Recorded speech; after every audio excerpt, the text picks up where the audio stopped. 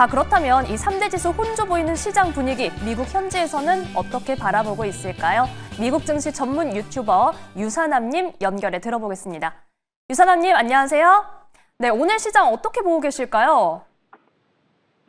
네, 미국 증시는 장 초반 인플레이션 지표와 미중 무역 긴장 완화 소식과 더불어서 현재 지금 사우디에 있는 트럼프에 관련돼서 추가적으로 칩을 사우디에다가 판매할 수 있다는 소식이 나오게 되면서 소폭 상승하는 모습을 보여주고 있습니다. 전반적으로 소비자 물가 지수가 예상보다 조금 더 낮은 수치가 나왔으면 미중 관련된 소식이 오늘까지 영향을 미쳤고 추가적으로 칩이 관련해서 좀 더 판매할 수 있다는 소식과 더불어서 최근 들어서 몇몇 종목들이 S&P에 포함된다는 소식과 나스닥에 포함되는 소식에 따라서 간단하게 몇몇 종목들이 특별히 상승하는 모습들이 나오고 있다라고 전달할 수 있을 것 같습니다.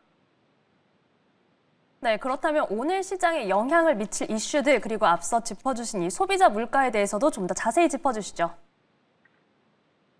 네, 일단 오늘 같은 경우는 가장 중요한 지표인 인플레이션 지표가 나오게 되는 날이었습니다. 자, 일단 예상보다 좋은 수치가 나왔고요. 소비자 물가 지수가 예상보다 낮은 수치가 나와주면서 시장에서는 긍정적으로 받아들이고 있습니다. 또한 오늘은 미국 석유협회에서 발표하는 주간 원유 재고가 발표가 될 예정이고요. 추가적으로 사우디에 방문한 트럼프 대통령이 추가적인 협상 내용이 전달이 될 예정이다라고 얘기를 할 수 있을 것 같습니다. 자, 일단 그런 가운데 안에서 이미 나온 CPI 지표, 인플레이션 지표 여러분들하고 이야기 나눠보도록 하겠습니다. 시장 예상이었던 0.3%보다 낮은 0.2%를 기록하면서 3개월 연속 인플레이션이 month over month, 한 달 기준으로 예상치를 하회를 했습니다.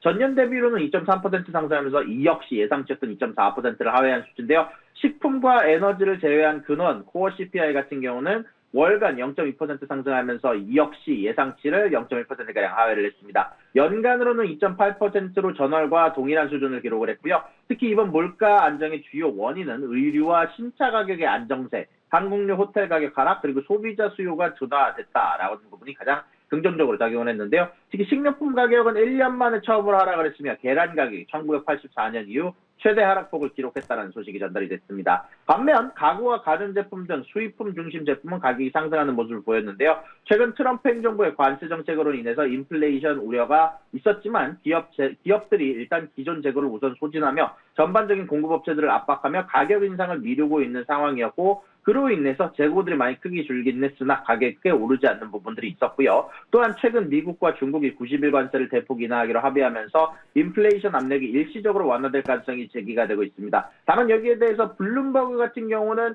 일단은 기본적인 해상 운송비로 인해서 당장 해상 운임이 몰릴 것으로 예상을 하면서 일시적인 인플레가 다시 또 한두 달가량은 상승할 수도 있다라고 경고를 하기도 했다는 점 여러분들 염두에 두시면 좋을 것 같습니다. 자, 그리고 그 다음 소식입니다. 바로 어저께 장마감 직전에 나왔던 뉴스이며 바로 이 소식이 나온 이후에 반도체 관련 섹터들이 급등했었는데 바로 미국 정부가 사우디아라비아에 첨단 반도체 접근을 확대하는 협정을 발표할 예정이다라는 소식이 전달이 됐습니다. 일단 이 협정은 사우디가 엔비디아와 AMD의 최신 AI 칩을 구매할 수 있도록 허용하는 것으로 사우디의 데이터 센터 역량 강화를 지원하기 위한 목적이며 수만 개의 AI 칩이 판매가 될 예정이다라고 얘기가 나왔고요. 여기에 이미 트럼프 대통령이 현재 중동을 방문 중이어 이번 주 내 공식 발표가 예상이 됩니다. 이번 협정으로 사우디와 AI 기업 휴메인, G42 등은 미국산 AI 칩을 확보할 수 있게 됩니다. 특히 당초 미국은 중국과 밀접한 무역을 맺고 있는 사우디에 대해서 첨단 반도체 수출을 제한을 해왔으나 트럼프 같은 경우는 최근 수출 정책을 보다 개방적으로 전환을 했고 또한 이번 협정을 통해서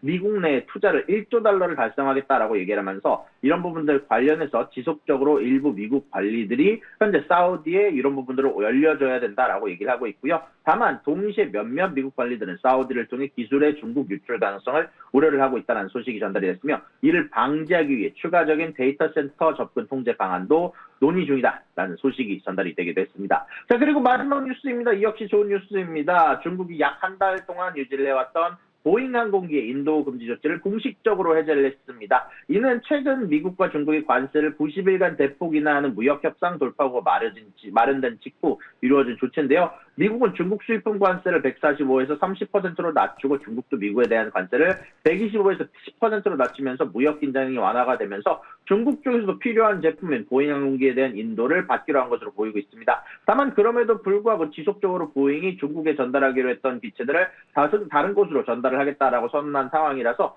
여기에 대해서 시간은 좀 더 걸릴 것으로 예상이 되고 있고요. 중국 당국은 일단 자국 항공사와 기관들에게 미국산 보잉 항공기의 인도를 재개할 것을 지시를 했고요. 올해에는 그래도 약 50대가량이 중국에 인도가 될 예정이며 현재 이번 결정으로 보잉은 즉각적인 매출 증가와 비용 절감 효과를 얻게 될 것 같다라는 소식이 전달이 됐고요. 특히 중국은 향후 20년간 글로벌 항공기의 수요를 20%를 차지할 것으로 예상이 되면서 2018년에부터 보잉 항공기가 생산의 25%를 중국에서 이제 사용한 바 있는데 이번 인도 재개 결정은 장기적으로 중요한 의미를 가지고 있다라고도 정리할 수 있을 것 같습니다. 네, 오늘 소비자 물가지수 항목별로 자세히 짚어주셨고요. 오늘 이슈에서 언급된 엔비디아와 보잉, 오늘 3%대 상승률 보여주고 있습니다. 오늘 말씀 여기까지 듣겠습니다. 미국 증시 전문 유튜버 유사남님과 함께했습니다. 고맙습니다.